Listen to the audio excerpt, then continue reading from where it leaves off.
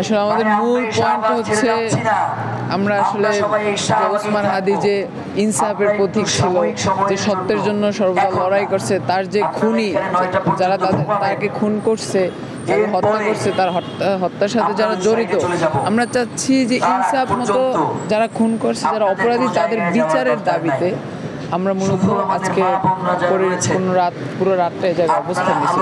আর আমরা অবস্থান ততক্ষণ পর্যন্ত নিব যতক্ষণ পর্যন্ত আমাদের ওসমান হাদিকে যারা খুন করছে তাদের বিচারকে আমরা এনশিওর না করতে পারবো, ততক্ষণ তাদের যতদিন লাগে। এবং কুলাঙ্গার উপদেষ্টাদেরকে বলবো, যারা আইন উপদেষ্টা আছে, তারপর বিভিন্ন উপদেষ্টা আছে যারা এই হত্যা জানে, খুনি চাইলে তারা খুনিদেরকে ধরতে পারে গোয়েন্দা তৎপরতার মাধ্যমে, কিন্তু তারা কেন অলসতা করছে এটা আমরা তাদের কাছে জানতে চাই। এবং তাদের কাছে আমাদের একটাই দাবি হচ্ছে, আমরা ওসমান হাদির ন্যায্য বিচারটা, ইনসাফের বিচারটা আমরা চাই। Thank you.